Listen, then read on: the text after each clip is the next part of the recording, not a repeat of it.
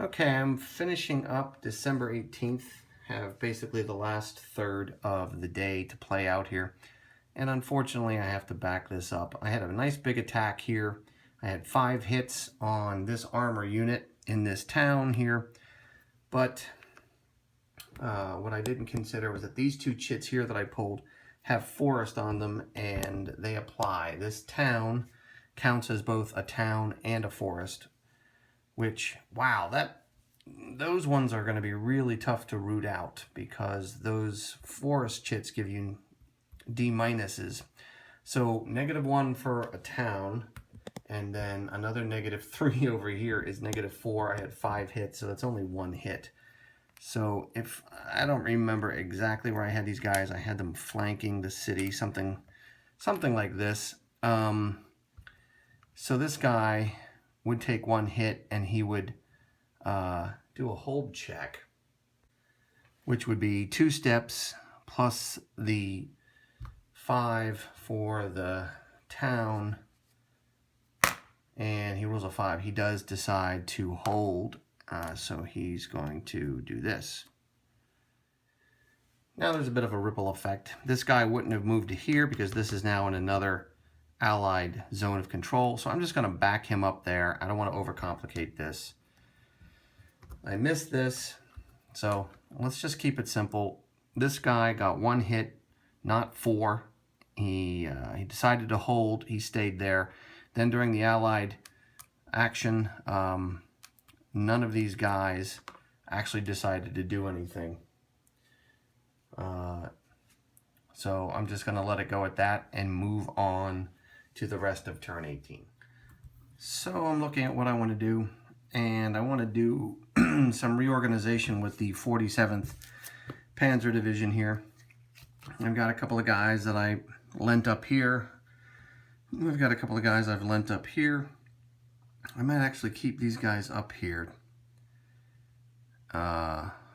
thinking that they can help out on reinforced battle. But I want to bring these guys back down. All right, so the first thing you do, I'm gonna play this card to activate the formation. First thing you do is a roadblock removal. So I removed this because that was adjacent to one of the units, and I roll a roadblock check, 10. So I don't have to worry about that. And then I'm going to go ahead and move these guys into here for 1. Now I don't have to do a roadblock check here because he's adjacent. That hex is adjacent to a unit projecting zone of control. I'm going to move him up to here though, and 1, 2. I'm going to bring these guys over to here. I don't necessarily want to go up here. I want to get stuck in this guy's zone of control.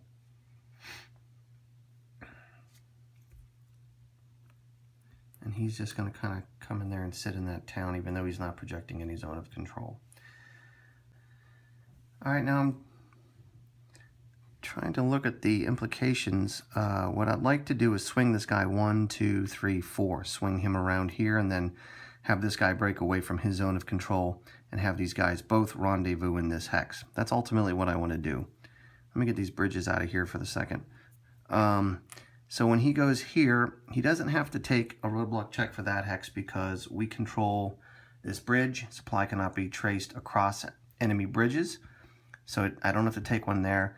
Might have to take a bridge demo check if allies can trace supply to this hex. As soon as he enters this, if this is an allied supply, I got to do a bridge demo check.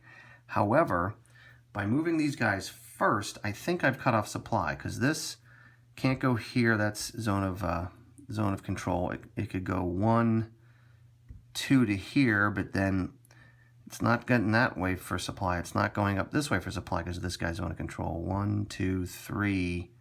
Can't go here. That's zone of control.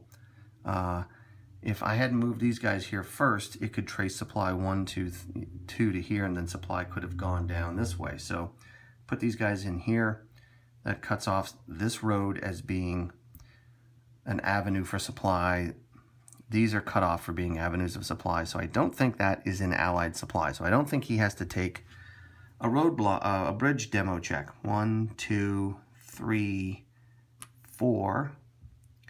And then this guy breaks away for 1 and moves in here for 4, which is 5. Oh. As soon as the first guy enters here, though, let's see, we were like this, right? How about this guy? Doesn't matter. Whoever enters this hex first is going to have to take a roadblock check for that hex. 5. So they both go in there. And no roadblock here.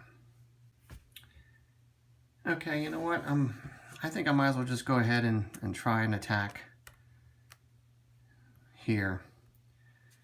10-4, it's not great, but I'm feeling a little desperate at this point. I don't think I've made great progress. So I'm going to go ahead and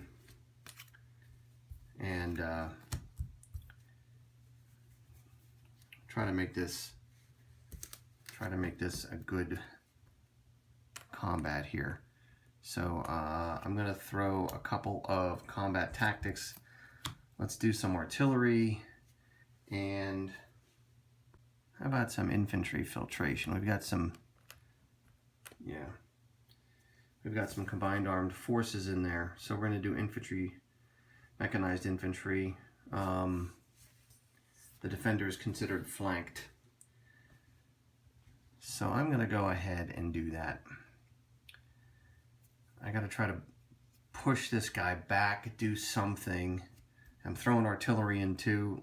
Hopefully that'll help. He's not in woods, at least, because, you know, look what's right here. Bastogne is not too far away, and I'm feeling desperate for victory points and some sense of progress at this point in the game.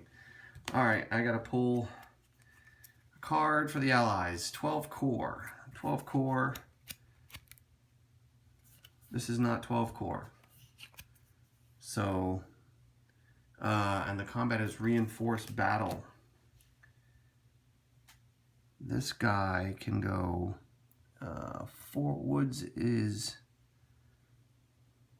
3, and that's 2, so that's 5. 3, 5. He can't come this way because zone of control. He could go 3 into here, plus 2 in it. That would be 5. It's as far as he can get. This guy, though, can go 1, 2, 3, 4. Yeah. Let me just make sure. Now, preserving the line and protecting VP hexes takes priority over reinforcing. This is not a VP hex, so he's not protecting a VP hex. If he leaves here, though, he's projecting zone of control in these 3. And I think you could argue this guy can cover up to here, but he's not covering up to here. I think he's going to preserve the line, because I feel like if we remove him,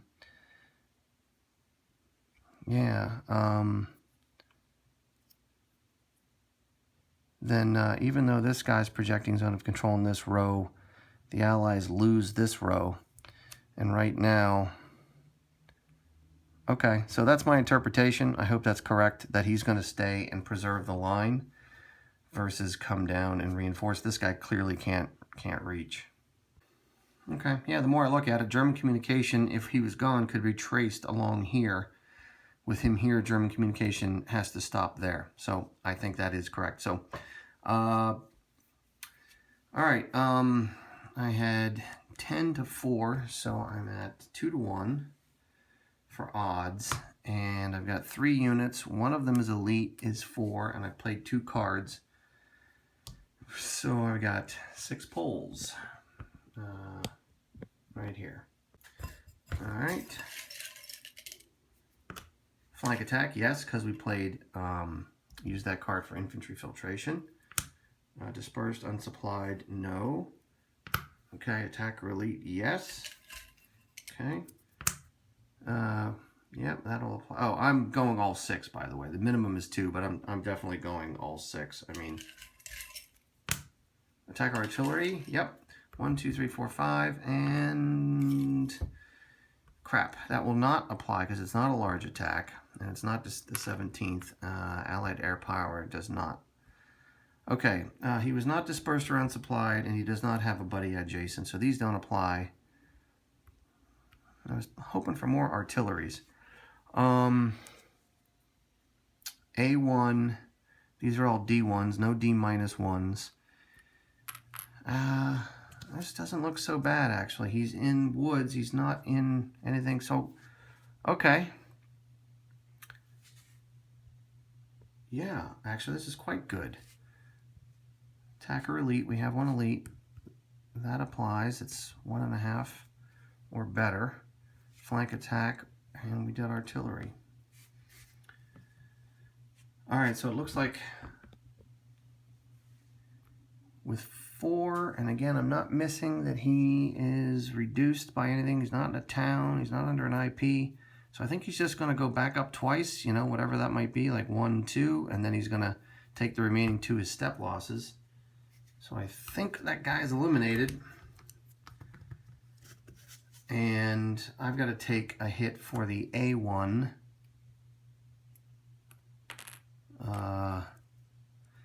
Okay, this 2 reduces to 1. These both reduce to 2, so it makes more sense to reduce that guy. And they get to advance. So let's do that. That's 1. And then let's do that here. And roll a roadblock check 5. Okay. Yeah, here and then there. Okay, I think that's all those guys are doing on that turn. Getting closer to Bastogne. All right, allies. Break in the clouds. Oh, and that's only takes effect on December 18th. I forget what this does. Break in the clouds. This day only. During all combats, a card drawn for an allied combat tactic that does not apply or that does not result in a tangible benefit for the allies is instead considered to be air power. Oh, so like we had this reinforced battle that didn't do anything because neither of these guys could move. So instead, that would have been considered air power. Oh, that's interesting. And then I pulled this chit, large attack, that didn't apply, but the back was allied air power. That would have been a German hit. Well, better now towards the end of the turn than early in the day. If that had come out early in the day, that could have been particularly devastating. All right, I'm going to leave that out here as a reminder. And that's a good example of how some turns with the allied actions or the reserve placements, you stop and you have to administrate the AI, but there are some other turns that are just lightning quick like that. All right, I'm now down to 4 cards, so I might want to try to have only one more turn. Let me think here. Yeah, I'm going to go ahead and activate the first SS again. And since this has a command value 3, and I have 3 cards left, I think what I'm going to do is burn these 3 for the combat tactics that they offer and finish up the day. All right, I went ahead and moved all these guys where I want them. Wasn't going to back the camera back up and show you, so I have 8 factors here, and I put another guy on top of here, so that's another 13, so that's 21 to 4 in case these guys draw a defender. If they draw, well, anyway, if they draw a defender who adds 3, it would be 21 to 7, so it would be 3 to 1, so I'm preparing for that. And then swung a guy down here, swung some guys around here. This guy came down, this little crappy guy came down here. So these guys are flanked naturally. All right, I'm going to do this one up here first. I'm gonna play infantry filtration to flank, to make that a flank attack, and also some fixed artillery to get some artillery on the situation. Okay, allied card, 8 corps. 8 corps does not apply, but tank battalion will. Okay, crap, it adds 1 to their strength. That doesn't bother me because that will be now 21 to 5, which really doesn't do anything, but it does fulfill the requirement for combat, so we're not, for armor in combat, so we're not the only ones that have armor. Crap. Well, okay. So then it ends up 21 to 5, which is 4 to 1. And the number of pulls, non-bracketed units, I do have some elites, and I do have a 3-step, so 1, 2, 3, 4, 5, 6 units, plus elite is 7, plus a 3-step is 8, plus 2 cards is 9. All right, one at a time here. And the minimum is 2, and they have an elite unit too. So 4 to 1 or greater, that will apply. And then mix them back up. Mix back up. And that's 3 to 1 or better. Yes. Let me pause here and get all these. That would retreat them, wouldn't it? No, I'm going to go ahead and go to 7.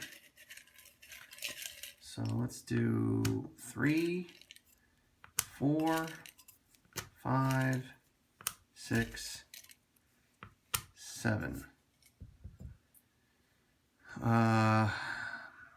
Yeah, I did play artillery. Thank you very much. Okay, these apply. Defender recon, yes, they do have a recon unit in there, so that's actually going to apply. And they are in a clear hex. Oh. Wow. Okay, so D1 subtracts a D1, and then this is going to be 2, 3, 4, 5, 6, but 2 A1s. So I've got to take 2 hits, and when you take hits, I can't take 2 from the same unit, and in fact I can't even take 2 from the same hex. I've got to distribute them evenly, so 1 from here and 1 from here. But maybe that was overkill, but hey, I'm happy with it. Yeah, it was a clear hex. So A1, D2, 2, 3, 4, 5, 6. So no need to go through the process. I know they're going to back up twice and then take the rest as hits. So that's going to eliminate both of them. And then I've got to take 2 hits from, for example, this guy and then this armor over here. Okay. And then my reward, of course, is getting to advance with armor. How about I go 1, 2? How about I leave these guys behind and I... Oh, wait a minute. That's too many steps, isn't it? 3, 4, 5, 6, 7. That's 7 steps. I can't do that.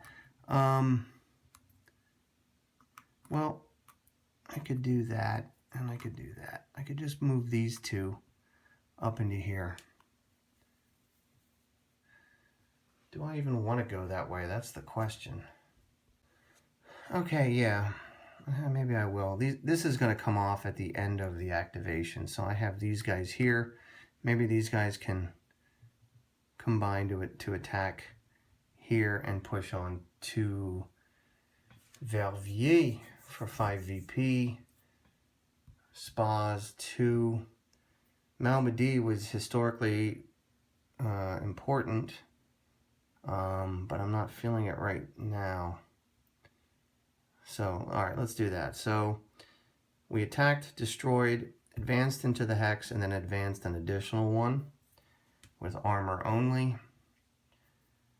Leaving these guys here. These guys are going to be in supply trouble. My guys should be okay for supply. I know that's coming up, that I have to consider German supply at the start of 19.